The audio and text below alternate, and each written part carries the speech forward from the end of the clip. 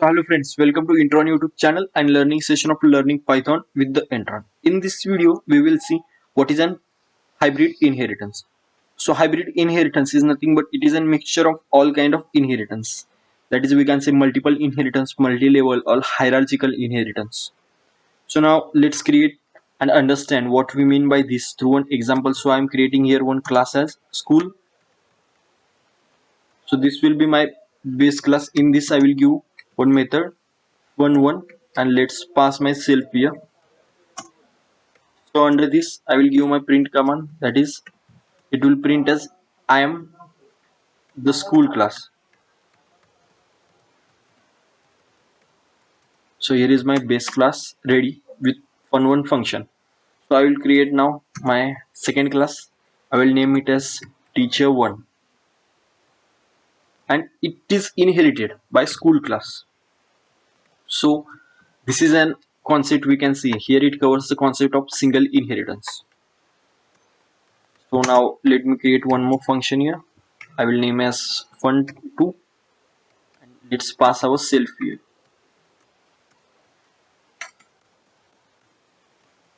And in this I will give one print command now, that I am a teacher, and it should print that I am a teacher1.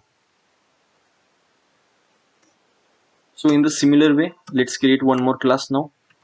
Class teacher2 we will create now, and it is also being inherited from school class. So now let's copy the same function and paste it in this teacher2 class. Now let's change this name as fun3 we will. So here you can see this is an base class, that is school, and teacher1 and teacher2 are nothing but it is an derived class, or we can say it is an child class. So this is an concept of hierarchical inheritance. So we have seen, if you consider just this example, it is a concept of single inheritance. If you will consider this whole, it will make an concept of hierarchical inheritance. So now we will add multiple inheritance concept in this. So how we can add? Here now we have two classes. From these two classes now we will generate our third class, that is from these two base classes we will generate one child class. So class we will name it as student,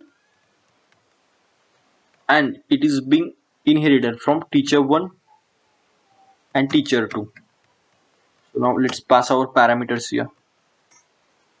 Similar way we'll create one function there in the student class. So here is my function ready with just I will change name as fun and it will print I am a student. So here it will print that I am a student. So now let me explain this one by one. So first of all we have created here one base class, and from that we have evolved this single class. So here it covers the concept of single inheritance. Later from this base class we evolved or inherited two derived classes. So it has covered the concept of hierarchical inheritance. Next, what we have done, from these two classes, by considering these two as an base class, we have evolved an next class, that is student class. And for this student class the parent is teacher1 and teacher2.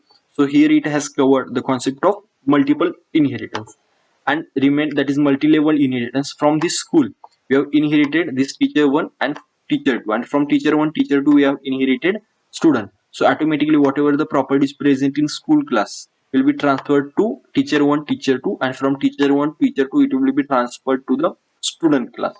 So now let's create an object of student class. So obj is my object name and it is an object of student. So now let me give call to each function by using this object. First I will give call to fun1. Similar way I will give call to the fun2 method. Now let's give call to our fun3 method, and now we will give call to the last method, that is fun4 method. And now let's run and execute our program and let's check the output whether it gives correct. So here is our output, that I am school class Next it prints I am teacher 1. Next it prints I am teacher 1. So what happened? So here we have not changed it. Let's change it to teacher 2. So that's, we can understand it easily. So here is our output, that is I am school class, I am teacher 1, I am teacher 2, and I am student. So friends, in this concept we have covered what is meant by hybrid inheritance, and we have seen this through one example, and how we can implement different kind of inheritance in an hybrid inheritance we have covered in this. So thank you and keep learning.